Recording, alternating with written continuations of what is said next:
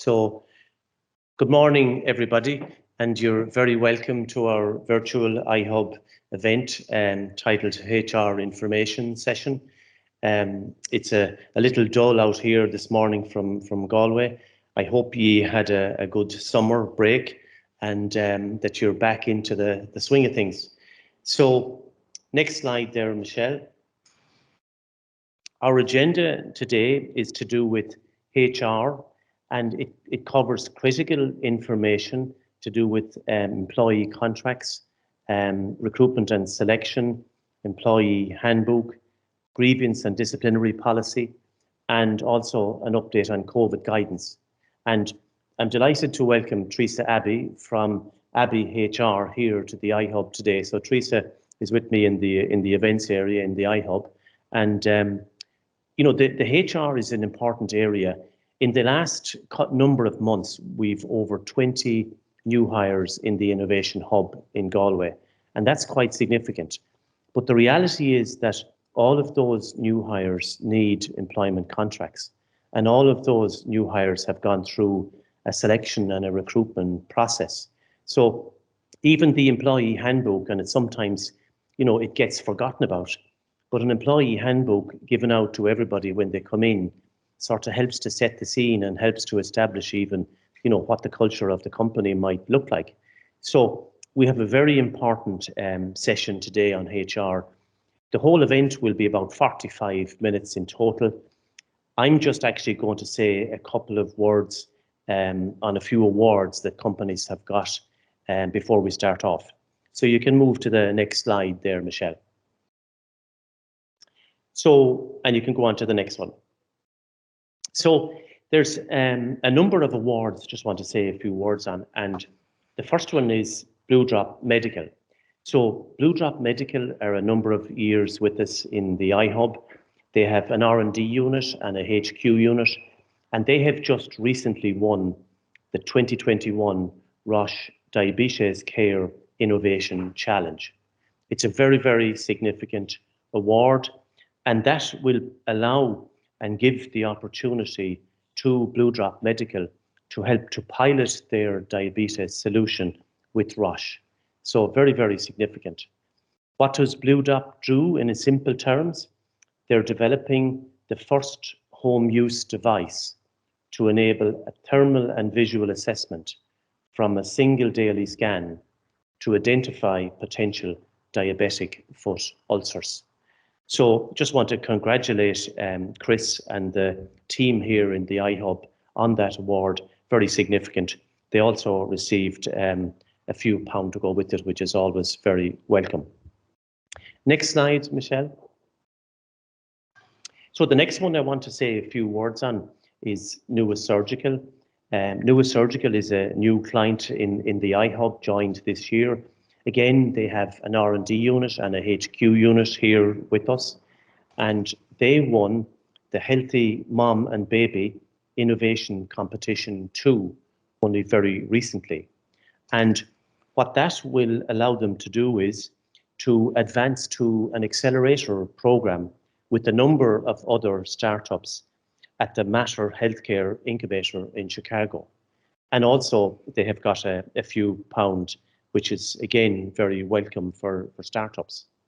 So what does Newest Surgical do? In simple enough terms, they're developing a novel intraoperative device called Stericision to make cesarean sections a safer, simpler and superior surgery.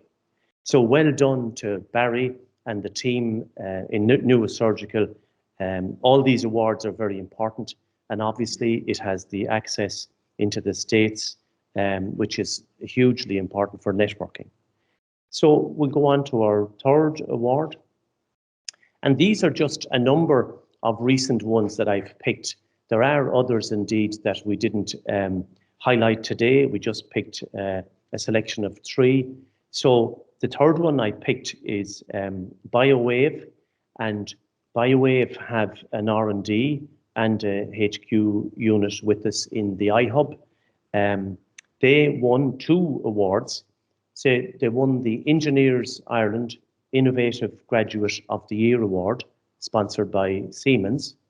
And just prior to that, they were awarded the Social Entrepreneurs Ireland Impact Award.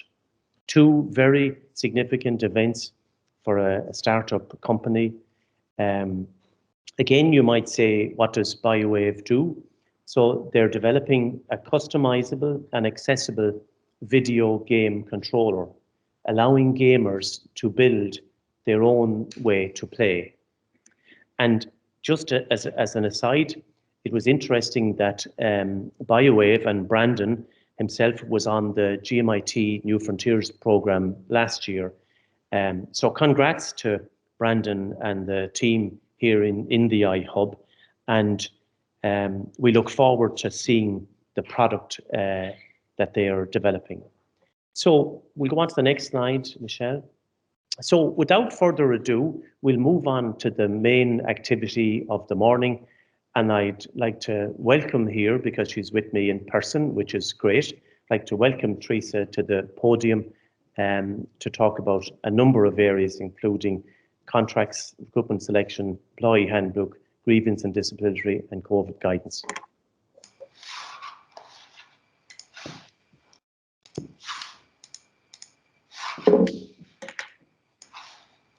Thanks very much, George. And it's great to get that mask off. Good morning, everybody. And you're very welcome to my presentation this morning. I'm delighted with the opportunity to be able to give a brief overview of the HR support services that I provide to businesses throughout the country, mainly to SMEs.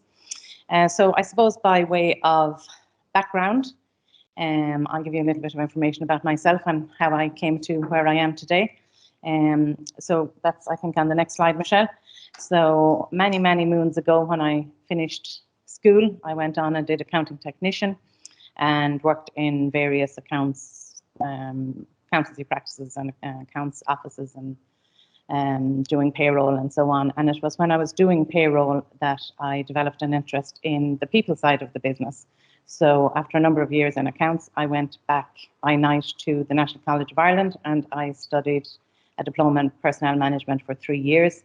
And that resulted in me working for about 10 years or so with a couple of different Irish companies doing personnel management, and later moving into HR management. And just over 10 years ago, I took a leap of faith and went out on my own, providing HR consultancy to small businesses. And I've never looked back since. And it's an area that I love. I love helping small businesses who think HR is a big, bad area. And once we have a conversation, they realize it's not as bad as they think. And we get solutions fairly easily and fairly quickly to most situations. So I'll run through then on the next slide, the main areas where I provide support to companies. The first 3 topics there: recruitment, HR documentation, and people management. I have separate slides on those, so I'm going to skip over those for now and just to do a little bit on the next 3. So employee communications, it could be company-wide communications. I could be contacted by companies to ask to help them with that. For example, back in 2019, when we had the snow and staff weren't able to come to work, they didn't know whether they're going to get paid or not get paid. Did they have to come to work? Did they not? Similarly, when the pandemic hit in March 2020, employers would have contacted me to say, what do we do here? So I don't have the answers to everything, but I have ways of finding out the answers. So obviously, if things pop up that are new, I have the support of IBEC. I'm a member of the Small Firms Association, a branch of IBEC, and I have their support and can always bounce stuff off them. Even if I know the answer myself, I just like that reassurance to make sure the information I'm giving to my clients is 100% current. So I could also be contacted to do individual communications. A company might have an employee who's going on maternity leave. They might never have had an employee on maternity leave before, and they might just need a little bit of guidance around what needs to be written in the letter and so on and so forth. So just general communication with staff. I'm happy to help companies with that. Moving on then to the next one, WRC preparation support. I could talk about that all day. Hopefully the companies that are here present today don't need it at the moment, and hopefully they'll never need it.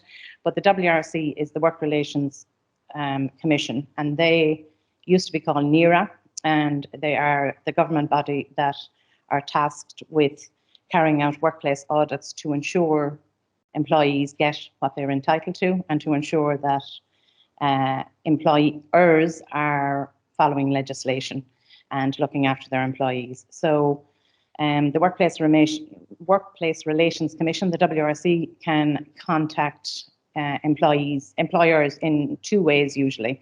So they can do on-the-spot audits where you get no notice, they just arrive in. Now they may send you a letter in advance letting you know they're going to audit you, or another way is if an employee or a former employee lodges a complaint. So I can help as much or as little as possible as much or as little as is required in the process. So sometimes I'm behind the scenes guiding the employers as to what they need to do and what they need to say, and sometimes I'm the one liaising directly with the WRC. I particularly like when making people self-sufficient themselves, and the WRC also like if the employer deals with it directly, but obviously I can be in the background supporting them. So we won't spend too much time on that. And moving on then to restructuring and redundancy. Oftentimes in companies, things change and the management want to change how things are done. This might involve employees taking on extra responsibilities. It might involve merging roles. It might involve reducing people's time. It might involve having to reduce overtime so that it's not the big overhead that it might be. And ultimately, it might involve redundancies, individual redundancies or collective redundancies. So all that type of thing I have helped companies with in the past. So if we move on to the other areas where we wanted to focus on today, so recruitment and selection. As I said, I can help companies as much or as little as is required. And I do like making companies self-sufficient. So, but I would much prefer a phone call from a company in advance of doing something so that I can set them straight as to what they should do and what they shouldn't do when it comes to recruitment or disciplinaries or any of that type of thing. So obviously with recruitment, it seems very obvious, but if you need to take somebody on, it's worth taking a bit of time to discuss internally what you want that person to do, what kind of a background they might come from, what type of a personality fit you want with the team and maybe with your customers. So there is a little bit more to taking on a person than just somebody who can actually do the task in hand. So it is worth spending a bit of time doing that. And then maybe developing a job description or developing an advert, and then deciding where is the best place to place that ad in order to target the people you want to target. So if it was a graduate, you might contact the careers office of a college. There's obviously all the social media platforms, and then also if it's more specialized, you might have to engage the services of a recruitment agency. And again, I can assist with all of that or none of that, whatever is required by the individual companies. And then following on from that, once you have identified the candidates, I often shortlist them, I often interview them, do reference checks, make the job offers and so on. Again, I can be on site or in the background guiding managers and owners through that type of thing.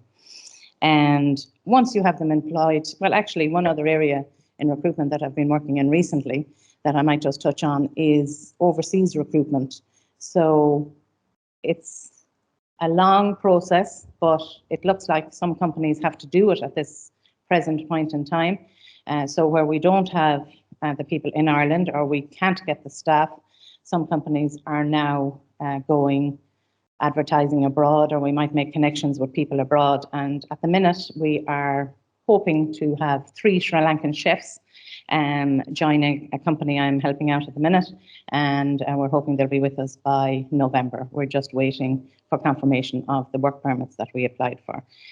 So there is a good bit involved there in advertising, and it is a long lead-in time, and it's work in progress. So there's a lot of companies doing it. So we'll just have to see how it all works out. So moving on then, once you recruit the person, the most important thing is to get their documentation right. I particularly love when companies think, what am I going to do? And we have a conversation for 10 minutes and their headache is taken off them. It's off their shoulders and it's a lot more simple than they thought. But every employee, no matter whether they're part-time, full-time, temporary, permanent, an apprentice, once you are paying them, they are an employee, even if it's only for 1 day a week. And the requirement to give them a contract and certain policy documents or a handbook is the very same as if the person was employed in the most senior role you could have in the company. So I can't stress the importance enough in just getting that paperwork right from the start. So what I tend to do, if it works with companies, is I tend to work with the company to develop a contract template that can be used time and time again. So there's a one-off cost. There may be somebody in the company who can then replicate that contract to use it for other people that are employed that might not have contracts or new staff that are taken on in the future. And then in terms of employee handbook and policy documents, I would tend to say if you have less than 10 employees, you probably don't need a handbook. They are good to have, as George said, because you can set the tone, you can put in some operational policies in it, the do's and don'ts, and give a little bit of a feel for the structure of the organisation. But if you want a lesser spend, it is okay to just give some key policy documents along with the contract of employment. So some of those policies that are particularly important would be grievance and disciplinary. So you have to have a framework for if issues arise down the line. So that one is hugely important. If you're in front of the WRC, the first thing they look for is the employee contract, and the second thing they look for is the disciplinary policy. Other ones would be around annual leave, sick leave, what an employee has to do if they're out sick, and around whether they're paid or they're not paid, what their obligations are in terms of submitting certificates, and the employer's entitlement to send them to an occupational health practitioner if they're out for a considerable length of time, and so on. Then other policies would be health, safety and security. You might have a drugs and alcohol element in that as well. And another big one, which is a legal requirement actually, is bullying policy, or anti-bullying as I call it, anti-bullying and anti-harassment policy. So all of those, there's about 5 or 6 key ones that should accompany every contract. And then it's at management's discretion other than that as to whether they want to have an employee handbook or not. And that's something that some companies decide to do and others, because of spend, decide not to. So moving on then to people management and performance management. A lot of employers would say they'd have a great company if they didn't have any staff, but they actually wouldn't have a great company if they didn't have any staff. But managing staff can be very time consuming, and it takes managers and owners from what they want to do, which is developing their product or selling their product or whatever. But if you get it right from the start and ensure that you have the right people in the right jobs, it can be a lot smoother and easier than dealing with it when the problem arises. So right from the start, all contracts of employment would have a probationary period in it. And generally that would be 6 months, which can be extended to 11 months. So I think it's invaluable to sit down with the employee in that 6-month period.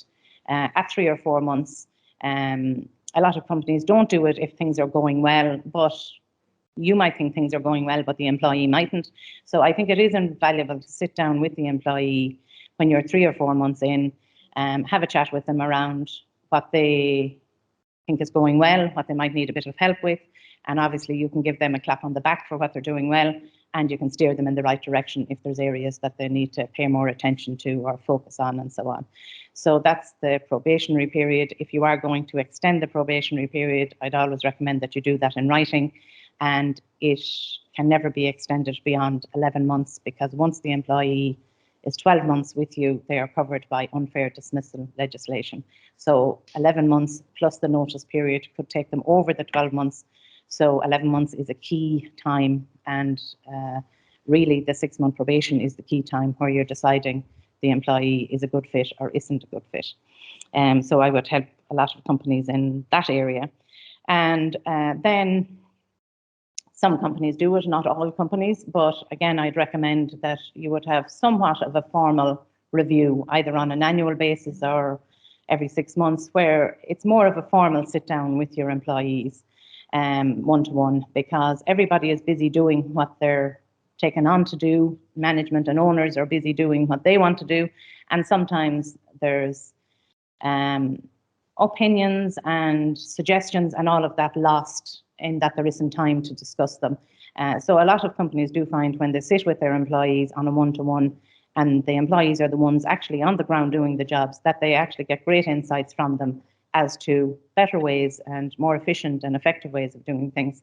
So if time permits, I would recommend that that would be done. Again, I would have developed performance appraisal systems for companies, and we would have identified ways of setting the objectives and all that. But it doesn't have to be as complex as that. It can be a lot more straightforward and still effective, depending on the business itself. Where were we then? That is on the performance end of it. Moving on then to when performance isn't what you want it to be. That's when the whole disciplinary policy and procedures is crucial. So if an employee, you're trying to manage them on a day-to-day basis, and for one reason or another, it's just not working out, it is important to have that framework in place. And I would get calls, I couldn't count how many times I've got calls from owners or managers saying, Joe blogs that he hasn't done this or he has done that, and the manager couldn't take any more, or the owner couldn't take any more. So I called him in, I gave him a verbal warning, and lo and behold, here he is today, and he's after doing the same thing. And much to the dismay of the owner or the manager or the client that calls me, the fact that they haven't followed the procedure means that verbal warning never took place. So they actually have to start the process from the start again. And it is soul destroying for owners to be told that, because they think they're now at a stage where they can bring the employee in and they can get more serious and give them a written warning. But the fact that they haven't written to the employee in advance of the first warning, they haven't written to them, they haven't put the allegation to them, they haven't allowed them to bring a colleague with them to the meeting, they haven't taken notes at the meeting, which they need to get the employee to sign and give the copy of the notes to the employee. They haven't confirmed the verbal warning in writing. Believe it or not, you have to do that, because if you don't confirm it in writing, and if there isn't a paper trail, it didn't happen. Oftentimes we have to work backwards and go back and do the verbal warning again, or carry out the disciplinary again. A verbal warning mightn't even be needed. It might just be enough to sit down and go through the issues formally with the employee, and oftentimes you get an insight to something that was preventing the employee from doing what they were supposed to do, and the manager or owner mightn't be aware of it at all. So sometimes disciplinary processes end up in just tweaking things a little and everybody understanding each other a bit better. But if it does result in a sanction of a warning of any sort, that the outcome letter has to be written to the employee. They have to be told what the issue is, what they need to do to remedy the situation. It remains on their file for a period of whatever months, usually 6 months initially. And they also have to be given an option to appeal the outcome. So if all those things don't happen and you end up in front of the WRC, you may as well not even go in the door of the WRC, because you are going to lose. As I said earlier, if there is a complaint lodged with the WRC, the first thing they look for is the employee contract. The second thing they look for is the grievance and disciplinary procedure. And finally, then, if a disciplinary took place, they will look for all the documentation, the paper trail, and all the meetings that were held, the notes that were taken, and they are not interested in, well, I told them this on the phone or whatever. You know, what is down in black and white is what they're interested in. But intervention at an early stage can generally prevent it ever getting that far. That's where I come in. My whole focus is on preventing companies having to be in front of the WRC. But unfortunately, sometimes I get a call when I don't hear anything about it until the letter from the WRC is there that a complaint has been made, or that they're coming in to do an audit and the paperwork isn't in place. So I would encourage people, always put a phone call in, put an email in, just to get a steer in the right direction so that you don't end up in hot water. And I think we move on then to people support. Was that my next bit, I think? Performance management, if we just move on there. Oh yeah, well, just a little bit there in performance management. A couple of companies use me to meet with their staff one-to-one. I thought it was ridiculous initially when a company asked me to do it, to meet with their staff one-to-one to see how everything is going, because I saw it as being something that happens anyway in the company. And the particular company, they were a PR agency that asked me to do it. First of all, there was about 10 employees, and the owner had very much an open door policy. So he asked me would I meet with them individually. I told him I would. I told him he was wasting his money, but actually it turned out he was right and I was wrong. So I meet with those employees now once every 3 months, and it is an opportunity for the employees to air little issues that they might think are trivial to bring to management, and we work it out between us as regards what they can do. I give them a little bit of support around if they're having an issue with a colleague or whatever, around how they could possibly manage it. So I have 3 or 4 companies now that I do that with on a quarterly or biannually basis, and it seems to work very well. And the client and the employees feel that they're supported as well, that HR isn't all just about what management want, that it also includes them. So that works quite well too. And moving on to the dreaded pandemic, COVID guidance. Well, none of us are experts on this, so we've had to muddle through this together. Now, as time has gone on over the last 18 months, I have helped companies to develop remote working policies, and now more recently, thankfully, COVID returning to work policies, and the do's and don'ts around being back working in the place of work, whether it's an office or wherever. And also, I would field calls from customers on queries they have or issues that their staff have around COVID, like, I didn't get vaccinated, I don't want to work in an office with other people, I want my own office.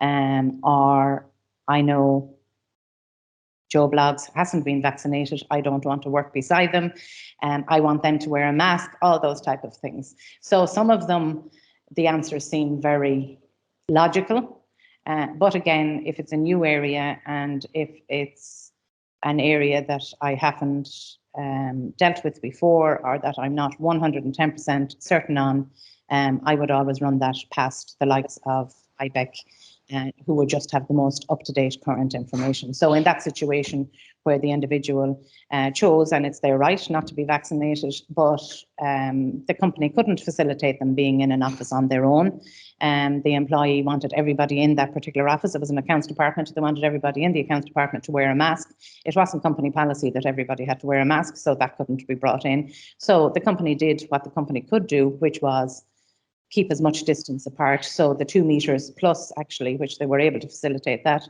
And I wouldn't say everybody was happy, but everybody was more happy than they were initially. So it's things around COVID and new areas like that, it really is a work in progress. So we get the best solution that we can with the best advice that's out there. And I'm happy if I don't know something. My father-in-law used to say there's no such thing as an expert. I tend to agree with him on that. So I would never claim to be an expert in any area, but anything I can do to help companies in any way with their staff, from when they come in the door to when they go out the door, if they do, I'm happy to do that. And as I said, as little or as much as I need to support companies, I'm more than happy to make them self-sufficient, to give them the tools, tell them what's right and what's not right, and let them do it themselves internally at a more efficiently and less cost, if that's better for the company. But I'll always be in the background to answer any questions. So on the subject of questions, I think we have a couple of questions, Michelle, that came in earlier on. Yes, we do. Thanks, Teresa. First one is surrounding employment contracts. And the question is, what are the main areas of concern for employers to focus on that may potentially cause any grievance in the future? There are 5 or 6 things that have to be included in contracts. Now, generally, contracts can be like everything, as long or as short as you want them.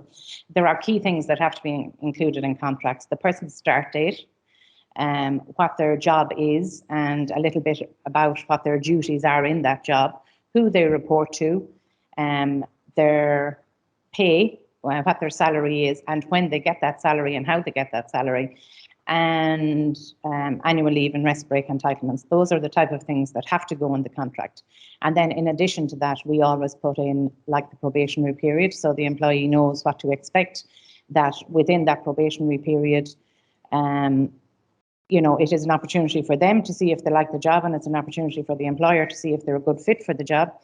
So it's important that that probationary period is there. We would always refer to the grievance and disciplinary procedure as well. And there might be other company-specific points that we put into contracts, like some contracts, they want people to wear specific uniforms. They don't want them to wear other things. I did work with a mechanic who wouldn't let the guys wear hoods because they were a health and safety risk. Obviously not smoking if it's a customer facing business, or not smoking outside the business.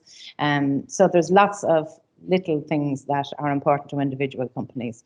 But there are 4 or 5 key things, as I say, that have to go in. Generally, contracts I would issue would be about a 4-page document. Obviously, if it's a fixed-term contract, if it's for just a period of time, it's most important that you put that into the contract, the start date and the end date, and that you specify that employment isn't guaranteed beyond that point.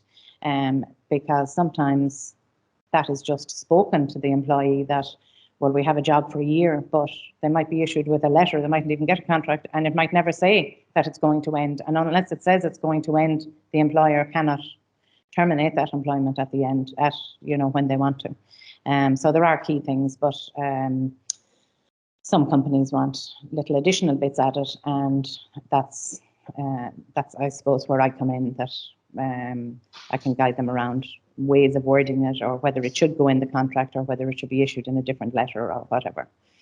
Was there another one, Michelle? There is, yes, yeah. The next one is, the question is, are there any free templates or frameworks that you would guide startup companies towards for developing an employee handbook? There are, now I haven't particularly used them myself, but I know there are templates. Actually, the only time I really looked for one myself was when I was doing up the remote working policy, and I went online to see could I get anything, because it was something I hadn't done before. And I did download a couple of things, but they were little or no help to me because they were too vague and too generic. They weren't specific enough. But there are definitely contract templates out there. Now, some you pay for, some are free. I would just, like anything that, generally speaking, something is better than nothing. But that mightn't always be the case, because there could be something in the contract that you get online, or the handbook that you get online, that mightn't actually be relevant, or what actually exists in your company. So if you are going to use any templates like that you get, whether you get them free or you pay to download them. Like, for example, on my website, I'd have a couple of contract templates. I will be adding more stuff to it, but I have a couple of contract templates that people can download. Now, there is a charge for that, but some people are happy to just do that themselves rather than engaging somebody else to do it for them. But I would know that those contracts are good and they cover everything they need to cover, whereas I couldn't say other contracts online, unless I look at them. But I'm more than happy if companies want to do that, because I'm all into spending less and no point in wasting resources. But if companies do see contracts or employee handbook templates online, I would say tweak them to suit yourself. And if you want to run them past me, just so that I can point out, do include this or don't include this, I'm more than happy to do that. But just be careful that it does cover what you need it to cover, and more importantly, particularly with the employee handbooks, that it's not including something that doesn't exist in your company. So I don't know, there might be something about medical insurance or life assurance or some, it would depend on where it comes from, or sick pay, and that mightn't exist in your company at all. So just read them carefully and tweak them to suit your needs. Anything else, Michelle? There is, yes, yeah, thanks, Teresa. Next one is, you referred in your presentation that not all companies may need an actual employee handbook. You mentioned key policy documents might be sufficient, but if you do want to create an employee handbook, what are the first steps in creating such a document? The first steps really would be, I would say, those key policy documents that you have to have. Well, obviously, the beginning of the handbook is usually a little introduction to the company, welcoming the staff member, and then there's little housekeeping things, letting them know when the business opening hours are, whether, what the situation is regarding key holding, and there might be flexi time, or there might be building related general housekeeping little points that would be helpful to have included in there. But then as regards policies, what I would say is the key policies that you legally require are the ones like health and safety, anti-bullying, disciplinary and dismissal, or disciplinary and grievance, I should say, the ones around the statutory leave, so annual leave, sick leave, maternity, parental, paternity, all those. So ensure all those are in it, first of all. And then the best way, I suppose, is to think about your business and to think about what it is that's important in your business. So while it's an employee handbook, it doesn't have to be all about HR and HR policies and legislation. You can have other operational things in it. Like I would work with a lot of hospitality businesses. So they would have a lot of policies around the serving of alcohol, and if people are under the age, the staff I'm talking about, that it's very, very strict that they would only collect glasses and clear tables and all that type of stuff.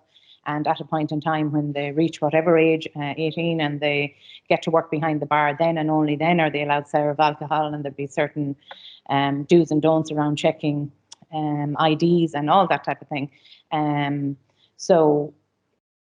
The handbook then, and you can always add to the handbook. So if you do decide to have a handbook / operations manual, you can always add to it. And particularly now when a lot of that documentation is stored virtually, it's quite easy to add to it.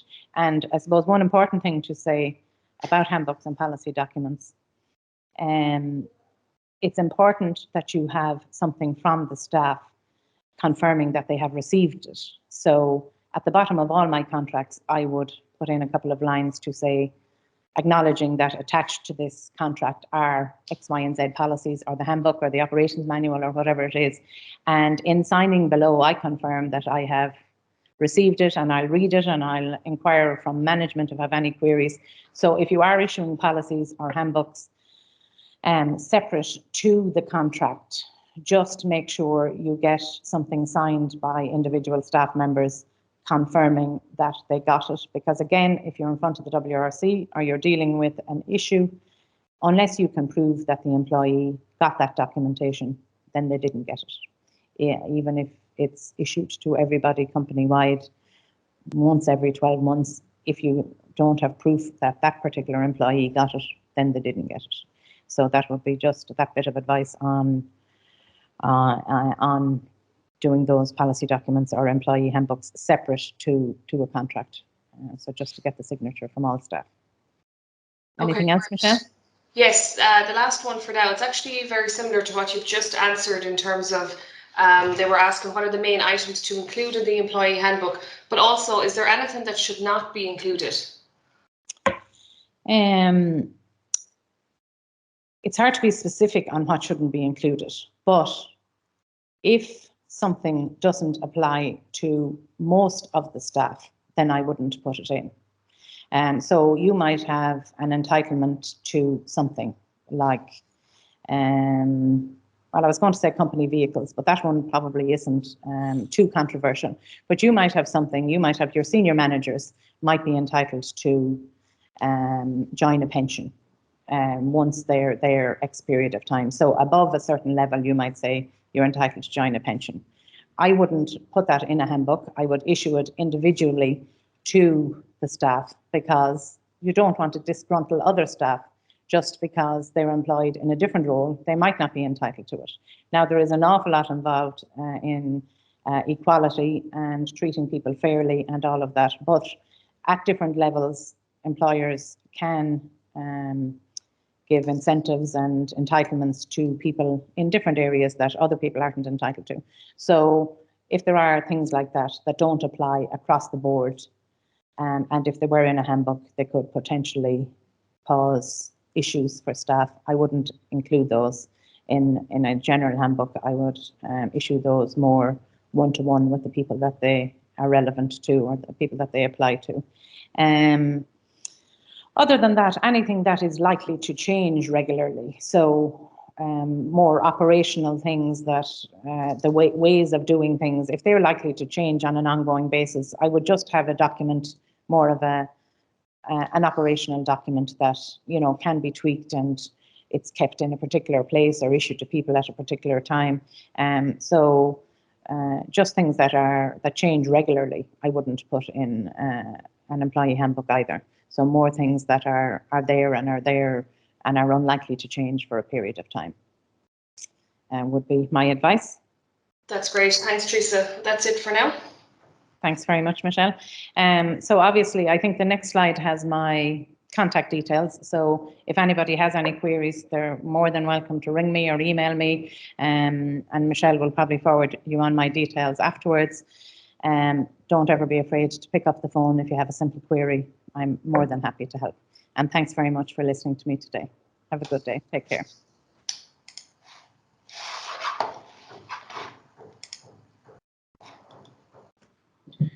Great. Thanks very much, Teresa, for giving us the update. It was a top-level view on HR policies, and we're just on the nick of time at 45 minutes, which I was trying to say to you, we would keep it to that. But I think there's a couple of key messages. Employee contracts are super critical, and also the grievance and disciplinary procedures are critical.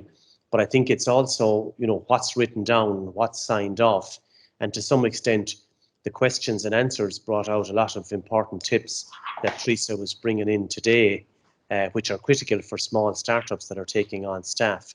And as I said earlier, we have over 20 new hires employed in the iHub this year, added to the companies that are here, and each of those need some level of what was discussed this morning.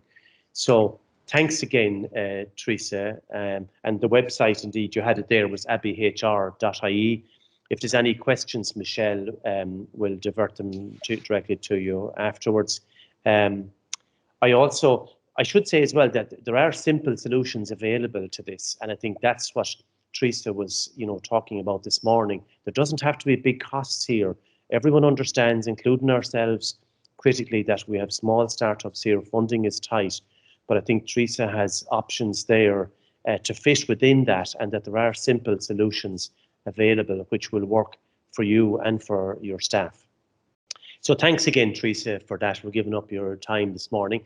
I also want to thank Turlock and Michelle for looking after the event and planning it and managing it. And that's all from me from today, and we'll see you again in a couple of weeks' time. Thank you.